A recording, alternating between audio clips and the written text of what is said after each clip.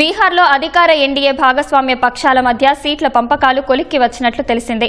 త్వరలోనే బీజేపీ, జేడీయూలు అందుకు సంబంధించిన వివరాలను వెల్లడిస్తాయని సమాచారం.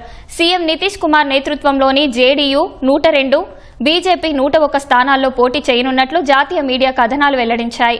కేంద్ర మంత్రి చిరాగ్ పాసవాన్ నేతృత్వంలోని లోక్ జనశక్తి, రామ్ విలాస్ పార్టీకి 20 స్థానాలు కేటాయించనున్నట్లు తెలిపాయి. తమ పార్టీకి గౌరవప్రదమైన స్థాయిలో సీట్లు కేటాయించాలని లోక్ జనశక్తి రామ్ విలాస్ అధ్యక్షుడు చిరాగ్ పాసవాన్ డిమాండ్ చేశారు. చిరాగ్ పాసవాన్ 40 స్థానాలు డిమాండ్ చేస్తున్నట్లు బీజేపీ వర్గాలు తెలిపాయి. అయితే లోక్ జనశక్తికి 20కి మించి ఇచ్చే అవకాశం లేదని వెల్లడించాయి.